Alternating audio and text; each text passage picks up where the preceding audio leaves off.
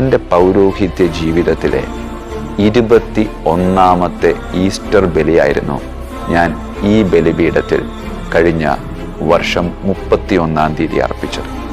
അന്ന് അർപ്പിച്ച ബലി എന്ന് പറയുന്നത് കർത്താവ് മരിച്ചവരിൽ നിന്ന് ഉയർത്തെഴുന്നേറ്റവനാണെന്ന് ഞാൻ പ്രഖ്യാപിക്കുമ്പോൾ, എൻ്റെ അമ്മയുടെ ഭൗതിക ശരീരം അടക്കം ചെയ്യാതെ അതിങ്ങനെ ഒരു മോർച്ചറിയിൽ സൂക്ഷിക്കുമ്പോൾ ഈ ബലി അതെനിക്ക് ശരിക്കും ഒരു അനുഭവമായിരുന്നു. അമ്മ അത് ഭൗതികമായ ഒരു മരണം മാത്രമാണ്, ഒരിക്കലും എന്നിൽ നിന്ന് വേർപിരിഞ്ഞു പോകുന്നില്ല എന്ന് ഞാൻ ആഴമായി അനുഭവിച്ച ഒരു ബലി. എൻ്റെ ജീവിതത്തിൽ ഇതുപോലൊരു ഈസ്റ്റർ എനിക്കുണ്ടായിട്ടില്ല. എൻ്റെ ജീവിതത്തിൽ ഇതുപോലൊരു ബലിയർപ്പണം ഞാൻ ആസ്വദിച്ചിട്ടില്ല.